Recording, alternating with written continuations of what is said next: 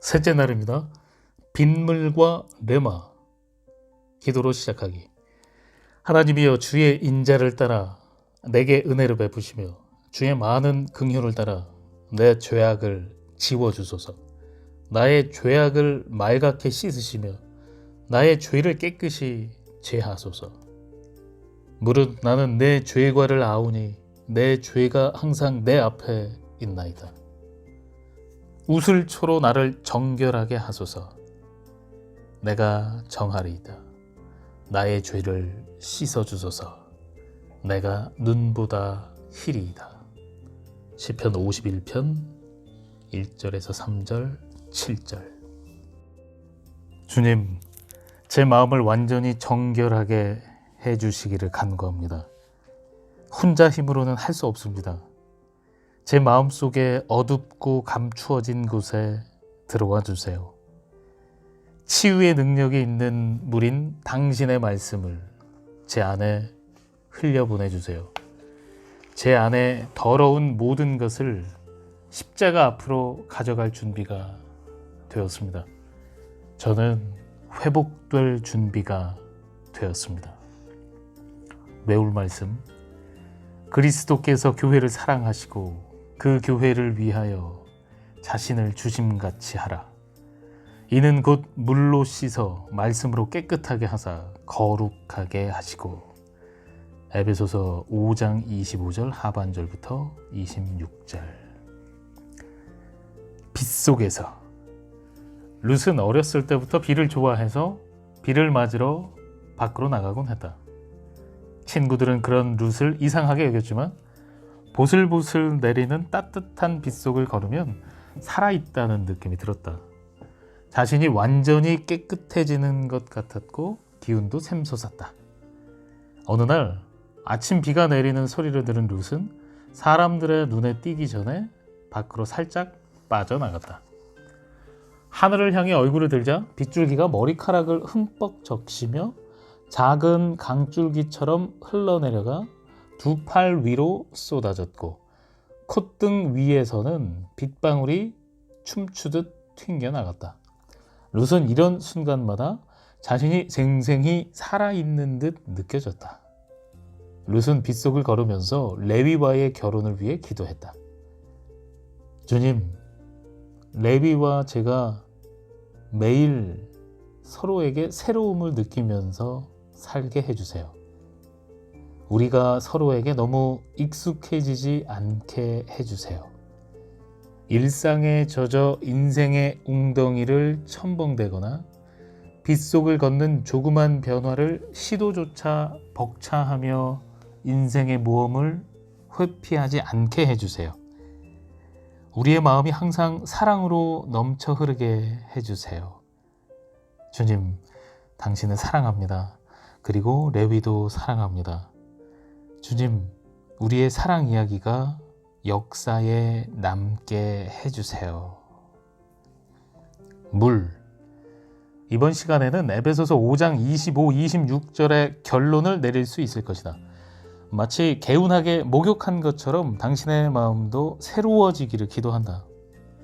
에베소서 5장 25, 26절을 다시 읽어보라. 이 구절에서 연구할 단어가 두 가지 더 있다. 그것은 오늘 우리가 집중할 단어인 물과 말씀이다. 물로 세례를 주사 깨끗하게 하셔서 나를 거룩하게 하시고. 나는 이 말씀을 보고 이렇게 생각했다. 물이라고요? 주님, 저도 물이 무엇인지는 알아요. 그렇지만 나는 이 단어를 더 깊이 연구하고 조사했다. 이 구절에 쓰인 물은 헬라어로 후다토스다.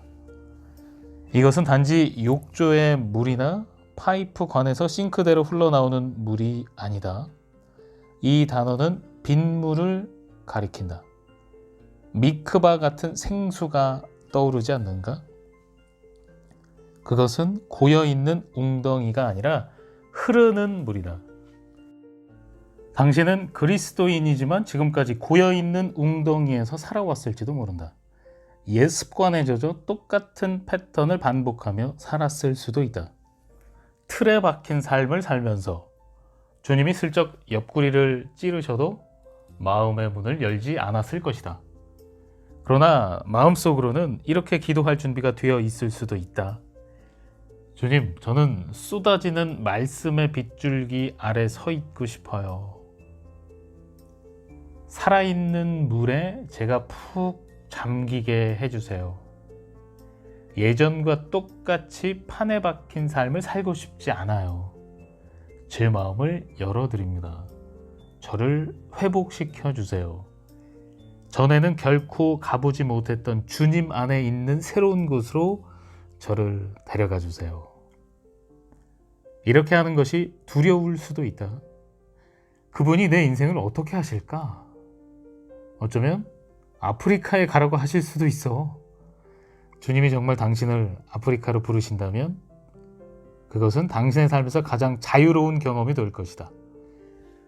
땅끝까지 그리스도를 따르는 일이 얼마나 기쁘고 경이로우며 아름다운지 경험자인 내가 보장한다. 어쩌면 나처럼 왜 진작 이런 생각을 못했을까? 라고 말하게 될 것이다. 이제 우리는 이 말씀을 이렇게 해석할 수 있다. 말씀이라는 살아있는 빗물로 세례를 주셔서 나를 거룩하게 하시고 정결하게 하시며 순결하게 하심으로 나를 구별하시기 위함이다. 나는 말씀이라는 단어를 더 자세히 살펴보아야 한다고 생각했다. 그러나 이것을 어떤 말씀이라고 해석해야 할지는 몰랐다. 성경에는 두 가지 종류의 말씀이 나온다. 하나는 로고스이고 다른 하나는 레마이다. 로고스는 하나님의 생각을 표현하는 분명하고 기록된 말씀에 사용된다. 또한 이 세상에 오신 예수님을 가리키기도 한다. 우리는 예수님이 하나님의 말씀이라는 사실을 알고 있다. 그분은 로고스다. 그분은 문자 그대로 인간의 형상으로 나타나신 하나님의 생각이다. 하나님의 생각이 예수 그리스도라는 사람의 모습으로 걸어 다니셨다. 그리고 하나님의 생각은 성경에 기록되었다. 그것이 바로 로고스다. 어쩌면 누군가는 이렇게 말할지도 모르겠다. 하나님이 제게 문자 메시지나 이메일을 보내주시면 좋겠어요. 이메일을 보내주시면 분명히 그 말씀에 순종할 거예요. 주님의 말씀을 직접 듣고 싶어요. 오직 저만을 위한 말씀을 주시면 무슨 말씀을 하시든 순종할 거예요. 정말로 그럴까? 하나님은 아주 구체적이고 개인적으로 당신에게 말씀하셨다. 성경을 보라. 성경은 하나님이 당신에게 개인적으로 보내신 편지다. 당신의 모든 삶을 그 말씀을 읽으며 순종하는 데 바쳐야 한다. 이것이 당신이 그분께 받은 말씀이고 그 말씀이 바로 로고스다. 그런데 이 말씀을 연구하면서 나는 에베소서 5장에 나오는 말씀의 헬라어가 로고스가 아니라 레마이기를 바랐다. 성경에서 레마는 매우 특별한 말씀을 뜻한다. 즉 하나님의 말씀이 성령의 도우심으로 오직 당신만을 위한 개인적인 말씀이 되는 것이다. 이것은 하나님의 기록된 말씀이 각 개인에게 구체적인 말씀이 되는 때를 말한다. 레마는 하나님의 말씀을 읽을 때 마음속에서 빛을 발하는 백열전구와도 같다. 말씀이 레마가 될 때 우리는 마음 깊은 곳에서 우러나오는 감탄사를 내뱉을 것이다. 마리아를 떠올려보라. 그녀는 특별한 아기를 낳게 될 것이라는 말씀을 받았다. 처녀가 잉태해서 아들을 낳을 것이라는 말씀은 수세기 전에 로고스로 기록되어 있었다. 모든 훌륭한 유대 처녀는 하나같이 나도 그 사람이 될 수 있어. 어쩌면 나일지도 몰라 하며 기대했다. 물론 대부분의 처녀는 이렇게 생각했다. 내가 아닐 수도 있지만 혹시 알아? 그게 바로 나일 수도 있어. 그들은 이사야서에 기록된 로고스, 즉 처녀가 잉태해서 아들을 낳을 것이라는 사실과 그 아기가 바로 메시아라는 사실을 알고 있었다. 그리고 가브리엘 천사가 마리아에게 그 아기를 낳을 처녀라는 말씀을 전하러 왔을 때 그는 하나님의 말씀을 그녀에게 개인적으로 전한 것이다. 마리아여, 무서워하지 말라. 내가 하나님께 은혜를 입었느니라. 보라, 내가 잉태하여 아들을 낳으리니 그 이름을 예수라 하라. 누가복음 1장 30, 31절. 수세기 전에 기록된 이사야의 예언인 로고스가 갑자기 마리아의 개인적인 레마가 되었다. 저요? 제가 그 사람이라고요? 당신의 말씀에 기록된 그 예언이 바로 저를 위한 것이라고요? 그 말씀으로 마리아의 인생은 변했다. 그리고 역사도 달라졌다. 마리아만 유일하게 레마를 받을 수 있는 사람은 아니다. 하나님은 우리가 그분의 말씀을 듣고 이해할 수 있는 방식으로 말씀하신다.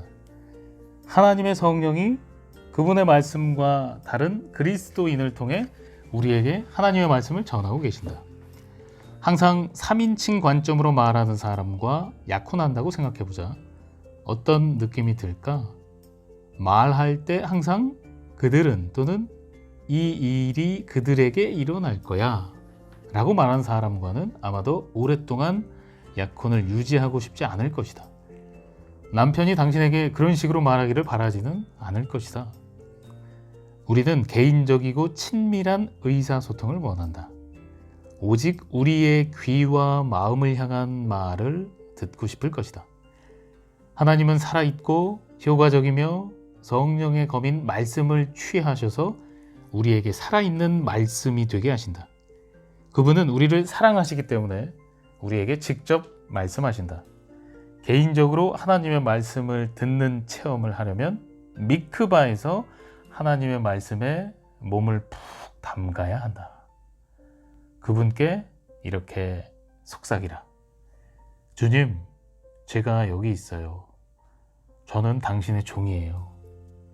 주님이 말씀하시면 듣겠습니다.